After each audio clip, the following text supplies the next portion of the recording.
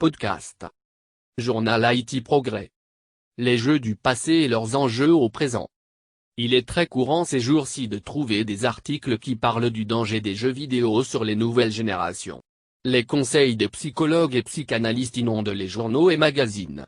Détracteurs et producteurs, vendeurs, de ces jeux, ou games, font de la science à la fois, le marteau de Troie et le bouclier d'Hercule car chacun tente de l'utiliser comme moyen rassurant pour défendre leur position. Contrairement à ces deux groupes qui s'intéressent aux jeux technologiques, mon attention est portée sur les jeux traditionnels en Haïti.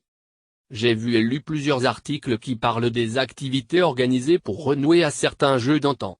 Je cite les jeux d'osselet, d'ocre IS, les jeux de billes, ou marbre, les jeux de cartes, de domino, la main chaude, Doom Gaz, Bam2, Paca la W, etc.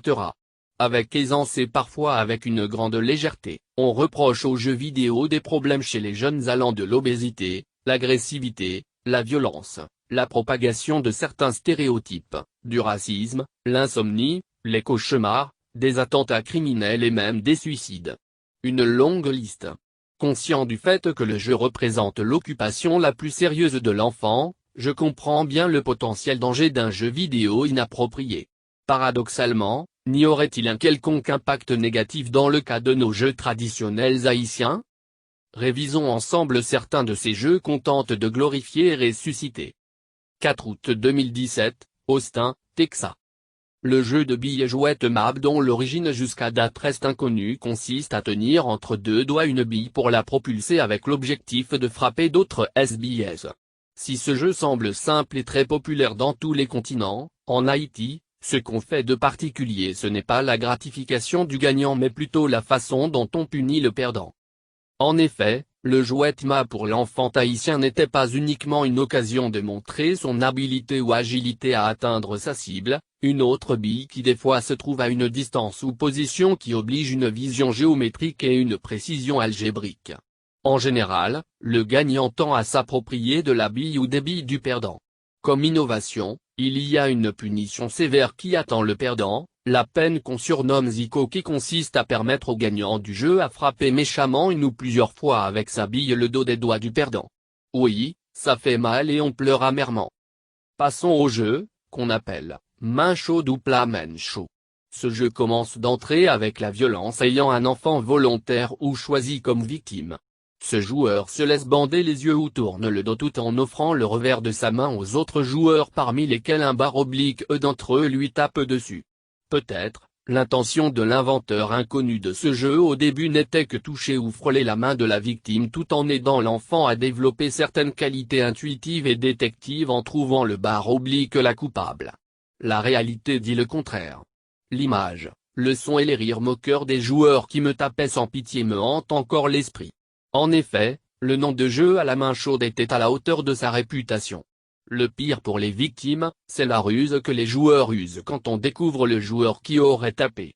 Les autres joueurs qui représentent un jury de facto, peuvent décider qu'on s'est trompé et que l'accusation jugée fausse, l'accusé a droit à la vengeance en tapant une fois ou plusieurs malhonnêtement la main de la victime accusatrice. Quelle injustice! 4 août 2017, Austin, Texas. Et si on parle de cerf-volant ou cap? Les festivals de cerf-volant se font jusqu'à date un peu partout dans le monde. En Haïti, officiellement je n'en ai pas encore vu un festival. Cependant, la tradition veut que dans la période des fêtes de Pâques et surtout le vendredi saint, des dizaines de milliers de cerfs-volants planent dans nos cieux bleus. Quel spectacle! Pas si vite. Chez nous, on ne se contente pas comme on le fait dans d'autres pays d'apprécier la beauté de ces oiseaux en papier. Non, dans toutes nos villes dans la queue, extrémité qui stabilise, on y ajoute plusieurs lames de rasoir. Pourquoi? Si vous êtes haïtien /n, vous devez le savoir. La malice veut que seuls les grands cerfs-volants dits grands-doux doivent être les seuls à survoler. Le grand-doux voltige avec le seul but d'utiliser sa longue queue meurtrière pour couper le fil des petits cerfs-volants, voyelle / faire disparaître, ou profiter de sa taille et son filet très résistant que les autres pour pirater, cool, les plus petits cerfs-volants. Imaginez-vous ces enfants victimes de ce grand-doux qui appartient au gros nègre. Ils assistent impuissants au sabotage ou piratage de leurs joyaux, leurs bijoux, leurs jolies capes. Quelle horreur! Quelle lâcheté! Les incidents ne manquaient pas. Je fus témoin d'un grand loup chassant un petit cerf-volant laissa traîner sa queue comme piège. Malheureusement, ses rasoirs avaient déchiré les oreilles d'une enfant de 5 ans qui voulut l'attraper. Ce fut la panique dans le quartier.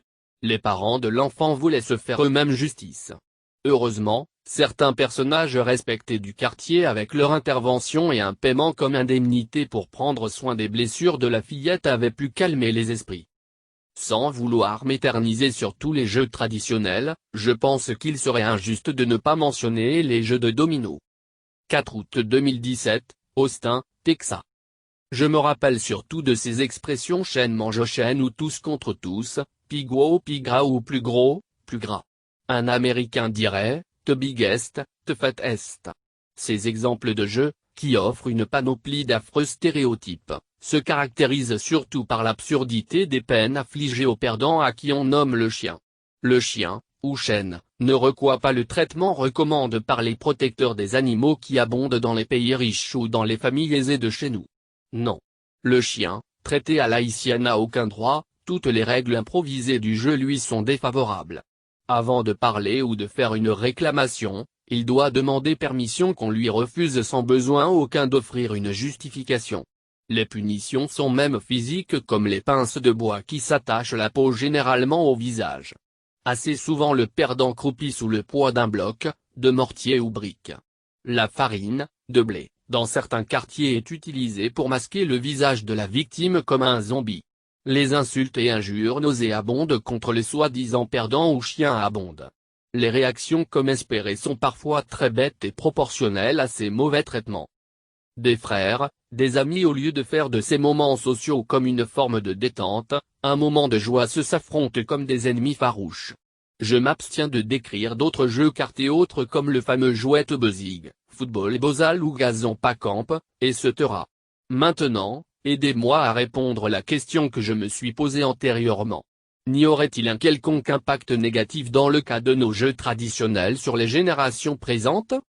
4 août 2017, Austin, Texas.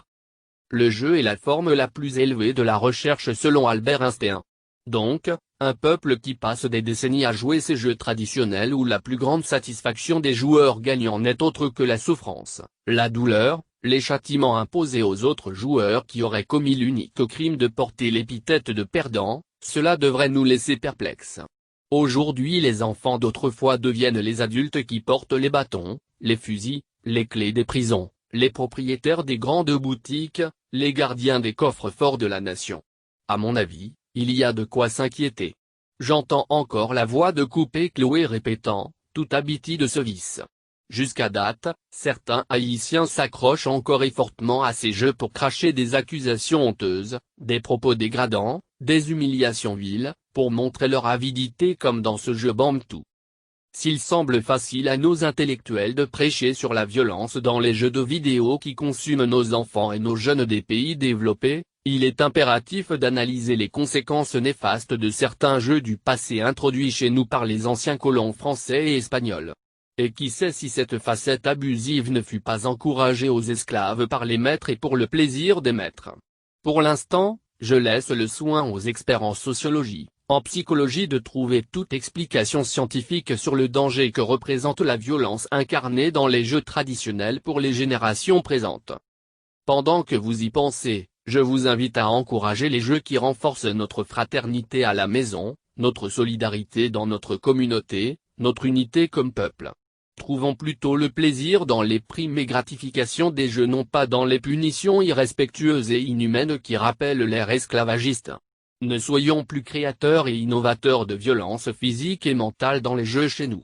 Cautionner, sans jurisprudence, les abus de toutes sortes dans les jeux traditionnels ou modernes, c'est implicitement se faire complice de la situation actuelle d'une société haïtienne en proie aux actes de délinquance, criminalité, de corruption, d'injustice de toutes sortes. Les enjeux des jeux déréglés du passé peuvent se relever fatals sur les générations présentes tout comme ceux du présent sur les futures générations. Le respect et bien-être des autres et de nous-mêmes ne sont pas à hypothéquer pour un simple jeu. Dit-on moune pas en jouette. Paye-nous pas en jouette. Il est temps de montrer aux générations présentes et futures la signification et l'importance de ce proverbe haïtien: tout jouette se jouette, mène KO accent grave chez Paladin et sinon le proverbe français deviendra prophétique quant au sort du peuple haïtien, heureux au jeu, malheureux dans la vie. Rodelin Almazor. Journal Haïti Progrès. Rubrique Perspective. Podcast.